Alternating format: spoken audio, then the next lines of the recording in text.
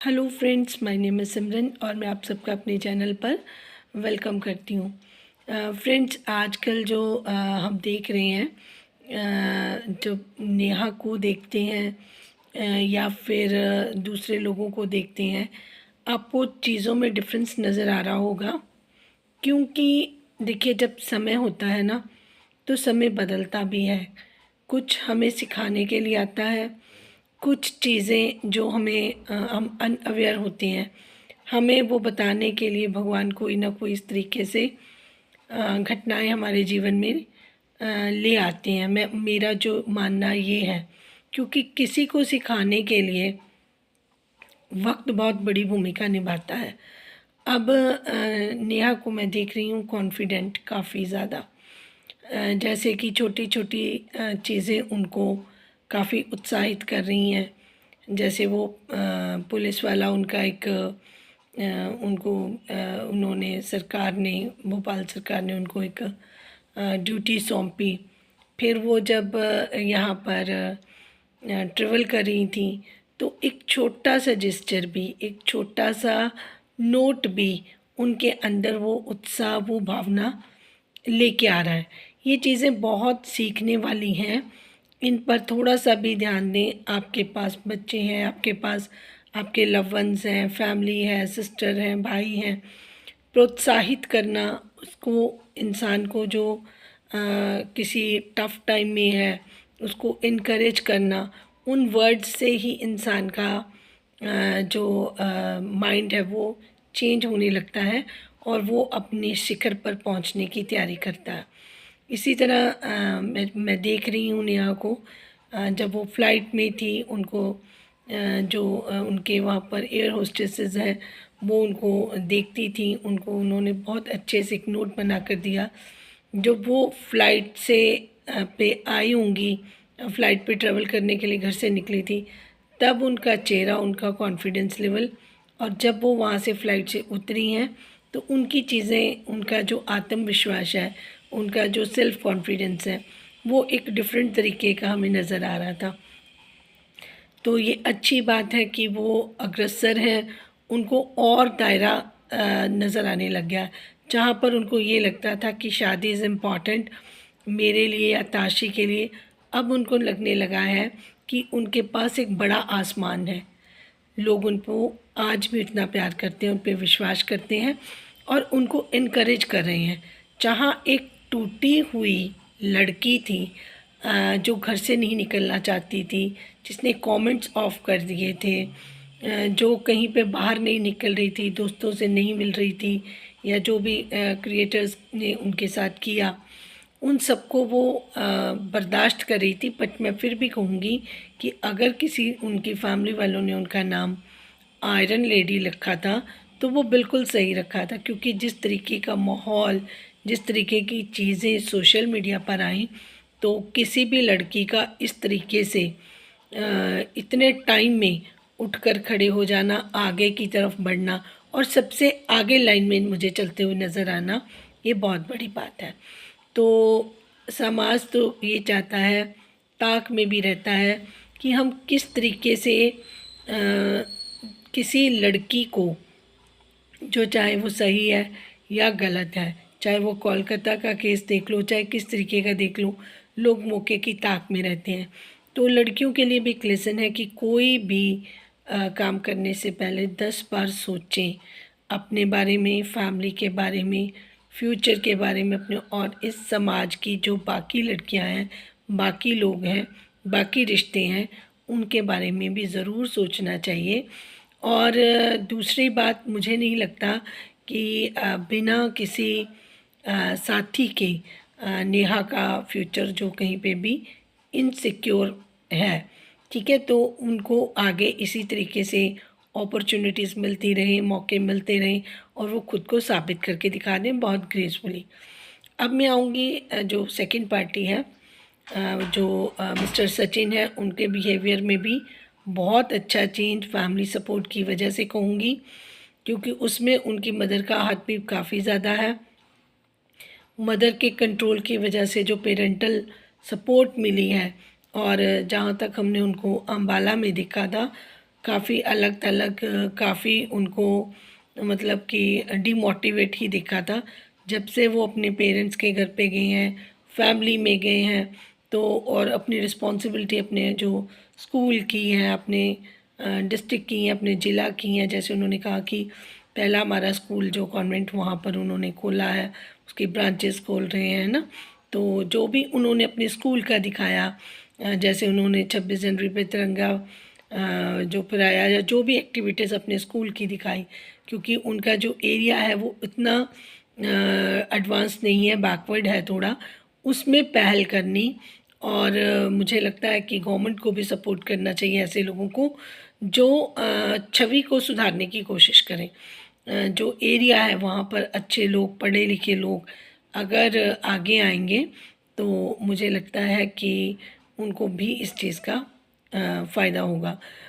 और जहाँ तक अभी मैं देख रही हूँ, अगर मैंने उस दिन भी बोला था कि ऑल ओवर अगर मैं देखूं मिस्टर सचिन को, तो जो उन्होंने एक गलती की किसी भी वजह से की, मैं उसकी बात अब नहीं करना चाहूँगी, पर ऑल ओवर जितना भी कंट्रोवर्सी में बिहेवियर दिखा है उसका तो ठीक था। नेहा का कि वो क्वाइट रही, शांत रही, कुछ भी वर्ड्स नहीं बोले, किसी को कुछ नहीं बोला, दैट वाज गुड।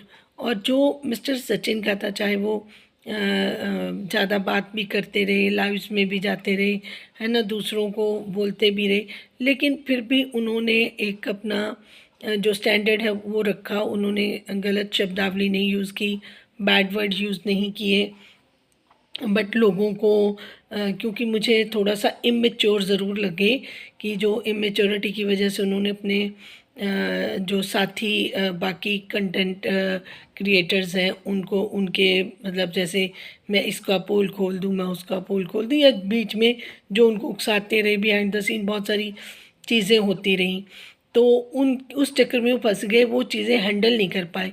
बट अब इस कंट्रोवर्सी के जैसे जैसे टाइम निकलता गया, उसमें थोड़ा थोड़ा इम्प्रूवमेंट मैं देख रही थी।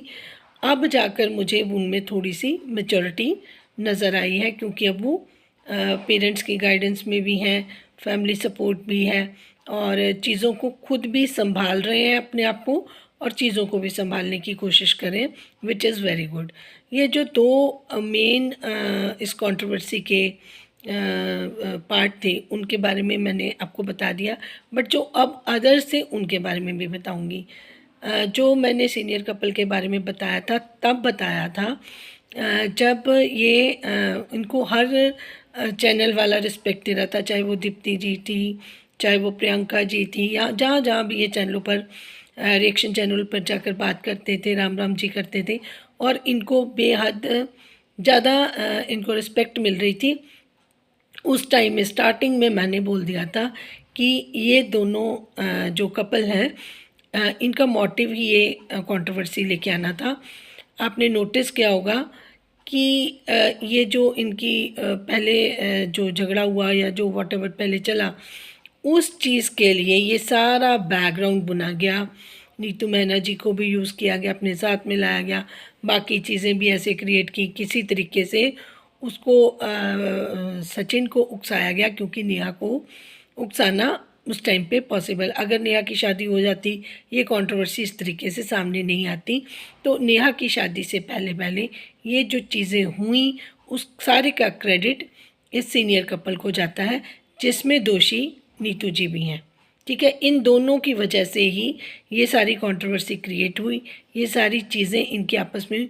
बेशक नेहा और उनकी झगड़ा भी था, झगड़े को अगर ये बार बार क्रिएटर के पास लेके जा रहे थे, उन्होंने शांत करने की बजाय अपनी खुंदक को बाहर निकाल कर इन सारी चीज़ों को गलत तरीके से पेश कर दिया, जिसकी वजह नेहा नहीं थी। उनका झगड़ा मिस्टर सचिन के साथ था, क्योंकि सचिन ने अपना दबाव बनाया था जो पहले कंट्रोवर्सी हुई थी, और इनकी जो इन्होंने पोल खोलने की कोशिश की या बात करने की कोशिश की, तो ये बुरी बन गई और ये चीज़ हाइड हो गई। उस चीज़ का इनको दुख था, और ये अपने आप को थोड़ा सा मानते भी ज़्यादा हैं, समझते हैं कि हम सबसे ऊपर हैं, टॉप पर हैं।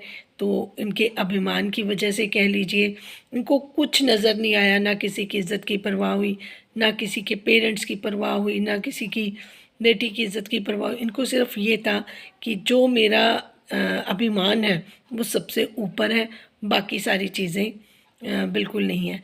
लेकिन देखिए, आप जितना जितना दूसरों को इल्ज़ाम लगाते जाएंगे, जो सच्चाइयाँ हैं वो फिर भी उसी तरीके से बाहर आती रहेंगी।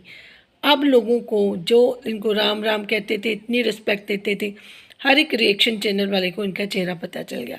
हर एक के चैनल पर घुस घुस कर ऑफलाइन इधर की इन्फॉर्मेशन उधर, जैसे वो चुगलीबाज लोग होते हैं ना, उस तरीके थे इनके मिस्टर ने, सीनियर मिस्टर ने ये काम किए। इनकी वाइफ ने भी किए, बट ज़्यादा काम उन्होंने किए क्योंकि वो इस तरीके की लेडी हैं कि उनको अपना नाक भी ऊंची रखनी है, करना भी सब कुछ है और रहना भी पीछे है। लेकिन मिलजुल कर इन्होंने जो किया, लोगों से बातें की, वो अलका जी ने भी बताई लेकिन बहुत कम बताई। जो इन्होंने रायता फैलाया उन्होंने बहुत ज़्यादा फैलाया, क्योंकि दीप्ति जी के पास अलग इन्फॉर्मेशन जाती रही, प्रियंका जी के पास अलग। और जितना ये 2-2.5 महीने ये कंट्रोवर्सी चली है, ये सब चलाने में इन दोनों का मेन हाथ था। नीतू मैना जी ने तो जो पहले अपनी देनी थी 1-2 वीडियो में करके वो साइड पे हो गई, और वो अपना सिर्फ रिवेंज लेना चाहती थी। उनकी वीडियो पहले नहीं डलने दी, या उनका ये कर दिया वो कर दिया। उनके अंदर भी जो जैसे वो पैसे नहीं थे तो उन्होंने कहा अगर पैसे नहीं थे तो आप क्यों घूमने आई। वो 1-2 चीज़ें उनके मन में थी जिसका बस उन्होंने रिवेंज लेना था। जो फर्स्ट वीडियो में उन्होंने उसके पर स्टैंप लगा दी, बस वो ही बहुत थी। और उसके बाद उन्होंने वो कोई एक्टिविटी नहीं की। बट ये मिस्टर सीनियर ने और मिसेस सीनियर ने जितनी भी ये कंट्रोवर्सी क्रिएट हुई उस पर पूरा पूरा हिस्सा डाला और उसको थमने नहीं दिया। कहीं पर ये चीज़ें ख़त्म हो जाती, बट इन्होंने इसको थमने नहीं दिया। ये चीज़ें बहुत क्लियर थी। अब जाकर हर चीज़ बाहर आ रही है, चाहे वो अलका जी के चैनल पर है, चाहे वो प्रियंका जी के चैनल पर है, चाहे दीप्ति जी ने बोल दिया, क्योंकि सबको पता है कि ये कंट्रोवर्सी में कौन फीडअप करता रहा।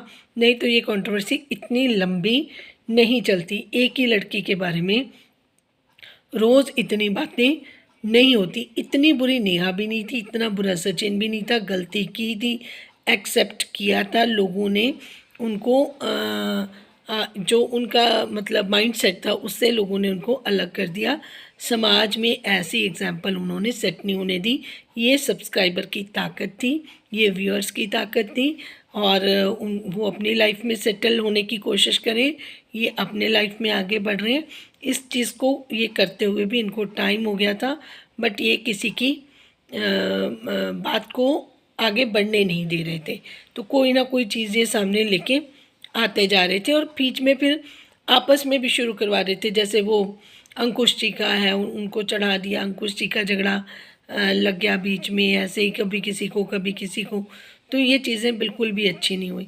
मैं प्रियंका जी से भी मैंने बहुत बारी ये चीज़ अपनी वीडियो में भी बोली, दीप्ति जी से भी बोली कि आप ठीक है, दोस्ती अपनी जगह है, आप बातें भी कर सकते हो ऑफलाइन अगर चाहो, जो भी करना चाहो, लेकिन इन मुद्दों को आप अपने अपने पॉइंट ऑफ व्यू से दोगे तो ठीक है। अगर आप मिलकर करोगे तो कभी उनकी बात आपको रखनी पड़ेगी, कभी आपकी बात वो रखेंगे, तो वो चीज़ें इस तरीके से वो उतनी क्लैरिटी के साथ नहीं आती।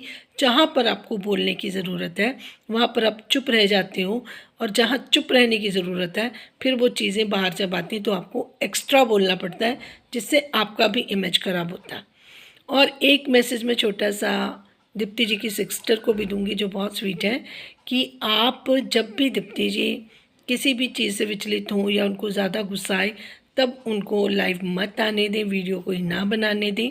जब वो उनका 10 मिनट में उनका गुस्सा डाउन हो जाता है तो उनको थोड़ा सा प्लीज़ कर दें, कुछ अच्छा खिला पिला दें, उनको अच्छा लगता है उनके साथ थोड़ा सा 10 मिनट का टाइम स्पेंड कर लें।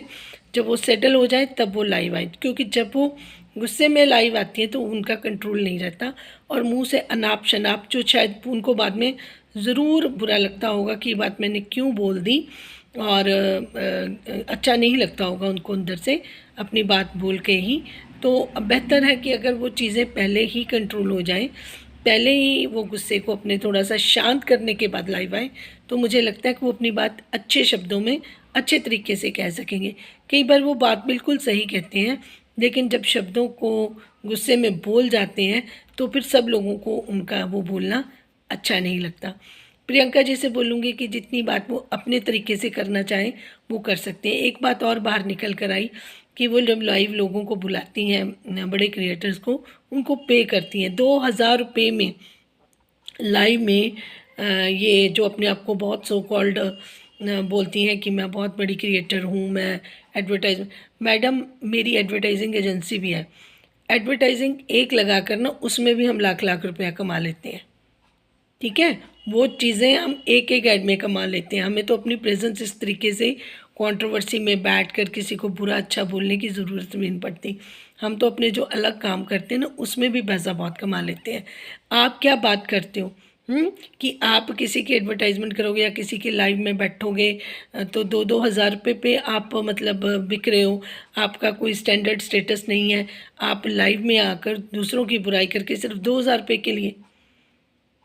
मुझे तो ये समझ ही नहीं आई कि आप ये किस तरीके से बिहेवियर आपका है। आप एडवर्टाइज़ करने के लिए जाते हो, वहाँ से लाख रुपए आपको मिल जाता है, तो ये बहुत बड़ी बात नहीं। हम तो अपने ऑफिस में बैठकर, ऑफिस में भी नहीं होते कई बार, स्टाफ ही काम कर रहा होता है, तो उस तरीके से भी काम करके भी पैसे कमाए जा सकते हैं। तो उसके लिए इतना ज़्यादा अपने आप को मतलब बताना कि जो कुछ भी हैं हम ही हैं। दुनिया में बहुत बड़े बड़े बैठे हैं, बहुत बड़े बड़े रिचेस्ट पीपल बैठे हैं, क्रिएटर बैठे हैं, लेकिन इतना प्राउड, इतना ज़्यादा ये सारी चीज़ें एक नॉर्मल तरीके से रहिए और बाकी लोगों को भी मेहनत करके आगे आ रहे हैं उन सबको भी आप कुछ समझें, जिनको आपने बिल्कुल ही ज़ीरो करके रख दिया है। कहा कि जो कर रहे हैं हम ही करें, हम इतने बड़े हैं। कुछ आपके जो बड़े क्रिएटर हैं, कुछ किसी का 1 मिलियन है, थोड़ा सा आपके ज़्यादा होंगे, है ना, तो उसमें क्या फ़र्क पड़ जाता है ना। उनकी भी मेहनत है, आपने भी मेहनत की, आपकी भी जर्नी है, उनकी भी है। तो प्लीज़ सबको रिस्पेक्ट दें। ऐसे सोशल मीडिया पर बैठकर किसी को कम नहीं आंकें, है ना। हर किसी का अपना तरीका होता है, लेकिन मैं तो कहती हूँ कि किसी के पास अगर 1000 सब्सक्राइबर भी नहीं है लेकिन लोग उनको रिस्पेक्ट करते हैं तो मुझे लगता है कि वो भी बहुत बड़ा है, क्योंकि उसके पास रिस्पेक्ट है। अगर आपके चैनल पर आकर आपको लोग गालियाँ निकाल के जा रहे हैं तो मुझे नहीं लगता कि उस चैनल की कोई रिस्पेक्ट है। पैसा कमाना ही सब कुछ नहीं होता, रिस्पेक्ट कमानी सबसे बड़ी चीज़ होती है। फिर मैं कॉन्ग्रेचुलेशन बोलूँगी जो शुभा जी हैं और उनके नेहा के भाई हैं उनको, कि उनको इनका जो दूसरा चैनल था ब्लॉग्स वाला, उसके उनको सिल्वर बटन आया है। उनके लिए उनको कॉन्ग्रेचुलेशंस बोलूँगी, उनकी मेहनत है। तो वो हैप्पीएस्ट कपल है, वो भी अपना लाइफ में आगे बढ़ रहे हैं, तो उन लोगों को भी आशीर्वाद दीजिए क्योंकि उनकी अचीवमेंट है। हम उनके अचीवमेंट से बहुत खुश हैं, अप्रिशिएट भी कर रहे हैं, क्योंकि देखिए उन्होंने जो दिखाया बहुत साफ़ सुथरा दिखाया। एक हंसती खेलती फैमिली दिखाई, अपना बच्चा दिखाया, अपनी जर्नी दिखाई और बिल्कुल साफ़ सुथरी जर्नी थी। तो उसमें उन्होंने कभी किसी के साथ कंट्रोवर्सी नहीं की, किसी को अच्छा बुरा कहने की उनको कोशिश नहीं की। तो ये उनकी क्वालिटीज़ हैं। जितना सहा नेहा ने कोई सह नहीं सकता। दूसरे जो लोग हैं अगर उन पे छोटी सी बात भी किसी ने की तो वो इस तरीके से सामने आए हैं। वो सब ने देखा है कि किसी ने इतना सा कमेंट्स भी सहा नहीं है, और जो उस लड़की ने सहा है वो बहुत ज़्यादा है, और उसके बावजूद वो इतने आत्मविश्वास से आगे बढ़ रही है। उसके लिए मैं बहुत खुश हूँ। Thank you so much for watching. तो अब आपने तय करना है कि आपको किस क्रिएटर का आगे बढ़ना, उनका चैनल पे जो वो दिखाना चाहते हैं या बाकी लोग उनसे इंस्पायर हो सकते हैं, किसको आपको सपोर्ट ज़्यादा करना चाहिए, प्रमोट करना चाहिए, ज़्यादा देखना चाहिए, ज़्यादा इनकरेज करना चाहिए। अब ये सारी चीज़ें मैंने आपको इसलिए खुल के बता दी हैं ताकि आपको भी फ़ैसला लेने में थोड़ा सा आसानी हो जाए कि हमें आगे किस तरीके से अपने जीवन में सही और गलत को चुनना है। जिनको मेरी बात अच्छी लगी है, समझ आई है, वो प्लीज़ चैनल को लाइक, सब्सक्राइब, शेयर करें और अपनी राय का इज़हार करना तो कभी ना भूलें। Thank you.